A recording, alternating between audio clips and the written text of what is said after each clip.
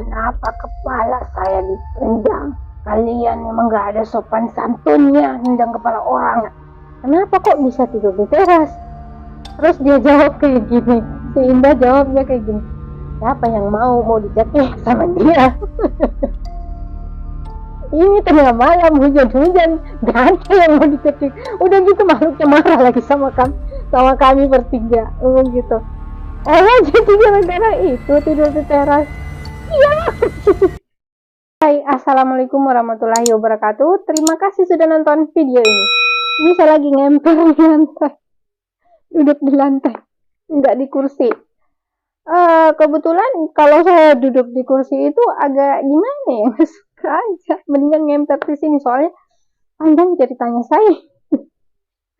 Oke, kita tinggalkan dengan saya ngempel di lantai.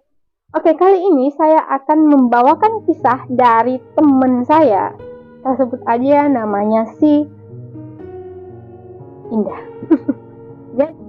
Jadi si Indah ini punya kisah bermalam di teras dalam keadaan hujan dan mati lampu. Hujannya deras banget lagi. Tidurnya di teras bersama dua sepupunya dia. Kenapa tidur di teras? Itu dikarenakan takut dicekik sama orang yang sedang kerasukan. Agak konyol sih emang. Sangat konyol. Oke, gimana ceritanya?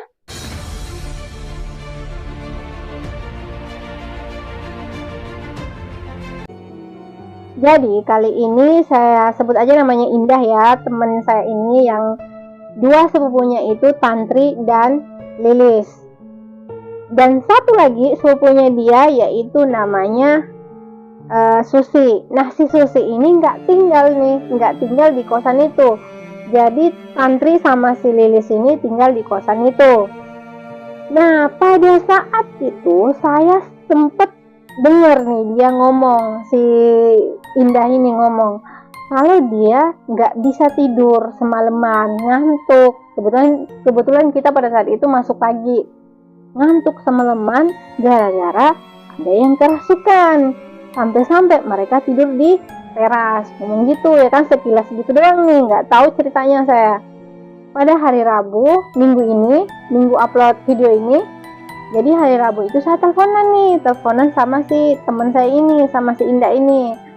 Terus dia ngomong lagi ngapain, nanya kabar ya kan. Saya ngomong saya lagi ini buat video aja dan ya kerja ya biasa-biasa aja lah gitu. Terus dia nanya buat video apa, saya ngomong video horor gitu. Terus dia jawab lagi, kok ini cerita saya nggak masuk ya. Oke, cerita yang mana nih, ngomong gitu. Ini loh yang kami ini yang tidur di teras sementara hujan deras itu. Hah? Oh iya saya ingat ini gitu.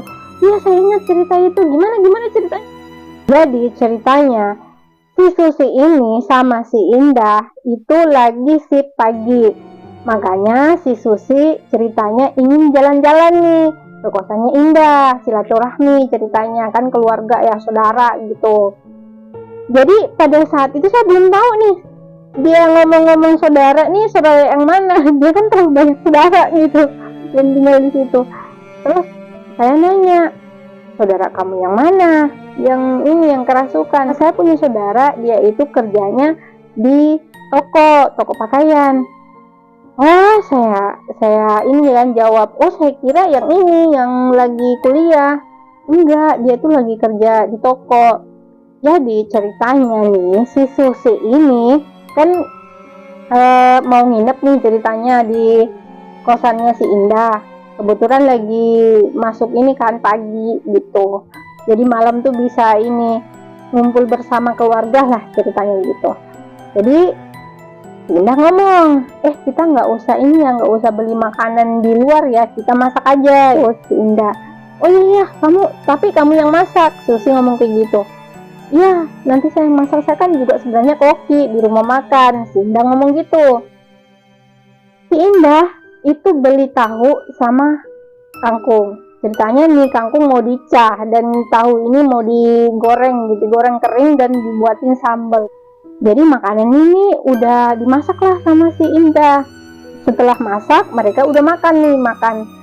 Selesai dari makan, tiba-tiba si Susi ini ngerasa kalau tangannya itu kebas. Jadi kebas nih kan. Dia langsung manggil nih orang bertiga, sepupunya berdua dan si Indah nih manggil.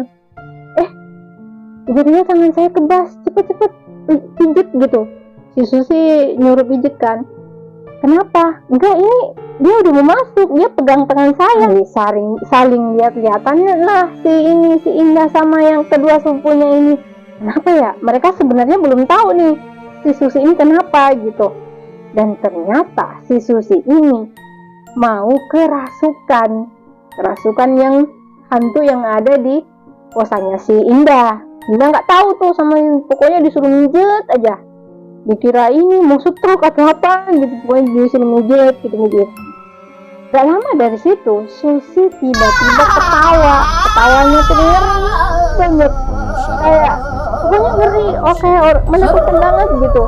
Si Indah ngomong gitu, jadi ketakutan. By the way, si Indah ini orangnya penakut ya, sama dua sepupunya ini. Nah, selesai ketawa, dia tiba-tiba marah. Si makhluk ini, si Susi ini, aku bilang makhluk ya, maksudnya masuk dalam Susi gitu. Dia marah. Kenapa kepala saya ditendang? Kalian memang gak ada sopan santunnya, tendang kepala orang gitu ya. Gimana kami nggak ngerasa tendang kepala orang? Saya tadi duduk di situ. Kenapa kalian tendang? Gitu kan. Langsung si Indah sama kedua sepupunya ini minta maaf. Maaf, kami nggak lihat. Maaf ya, maaf. Ya udah keluar aja, ngomong gitu. Kami minta maaf kalau emang ada salah, ngomong gitu. Nah, saya ngedengernya langsung ketawa. Karena kenapa? Karena saya di situ pasti ngejawab, maaf, kamu kan sama sepupu kamu nggak lihat dia. Ya supaya ini cepat sadar, jadi kita minta maaf aja supaya dia cepat sadar. Soalnya ngeri, ini mati lampu, lagi hujan gitu. Ini kan jam 11 malam ya. Ini udah mau tidur gitu, mana mau masuk pagi. Jam 11 malam. Nah, itu selesai kerasukan, baru sadar jam 12 malam. Ketika sudah jam 12 malam, ini sebenarnya udah nggak kerasukan, nggak kenapa-napa lagi ya si Susi sebenarnya. Mereka berempat itu memutuskan untuk tidurnya di teras. Di teras itu kecil ya sebenarnya tempatnya, tapi bisa muat 4 orang sih sebenarnya tidur di situ. Tapi sebenarnya kalau untuk legaan sih enggak, mungkin depet-depetan bisa. Di teras sambil dibuka pintu kosan tuh dibuka, mereka tidurnya di teras. Nggak paham lagi kenapa harus konsepnya tuh seperti itu. Jadi saya nanya kan, awalnya saya nggak paham ya kan, nanya kenapa kok bisa tidur di teras. Terus dia jawab kayak gini, si Indah jawabnya kayak gini, siapa yang mau dicekik sama dia. Ini tengah malam hujan-hujan, gak ada yang mau dicekik. Udah gitu makhluknya marah lagi sama kami bertiga, gitu. Jadi gara-gara itu tidur di teras. Iya. Nah, saya tanya lagi nih, bukannya kamu pernah cerita ya sama saya kalau kamu tiap pagi nggak bisa tidur, ngeluh nggak bisa tidur karena sering ada orang yang kerasukan di kosan. Oh, itu mah beda lagi. Itu tetangga kosan saya. Tetangga kosan kamu ini gimana lagi nih? Jadi tetangga kosan saya itu sedang uji nyali di rumah sakit yang baru kosong. Itu baru seminggu kosong nih rumah sakit. Ceritanya dipindahin ke rumah sakit baru. Jadi rumah sakit ini itu baru seminggu udah punya cerita. Nah, ini cerita datangnya dari seorang ibu hamil dan suaminya. Ibu hamil ini ceritanya mau ngelahirin ke kota. Jadi mereka berduanya dari desa ceritanya. Dibawalah si istrinya ini ke rumah sakit pada jam 1 malam. Urgent kan ya. Jadi mereka itu nggak singgah, harusnya ke puskesmas dulu, dirujuk kan. Karena ini urgent jam 1, udah gitu keluar darah, pendarahan. Jadi mereka tuh mau singgah ke puskesmas juga tutup, mendingan ke rumah sakit lah, ceritanya kayak gitu ya kan. Jadi mereka langsung ke rumah sakit lah nih. Banyak di rumah sakit itu sama sekali nggak ada hal-hal yang aneh, masih dalam kondisi wajar lah. Di parkiran banyak mobil, motor, dan masih banyak orang lalu lalang, perawat gitu, masih dalam keadaan wajar gitu, masih ada orang ceritanya gitu ngelihat. Jadi nggak ada yang aneh. Nah, di bawah lah nih, disambutlah nih si ibu hamil ini sama seorang dokter, dan dia ingat nama dokternya, Amelia.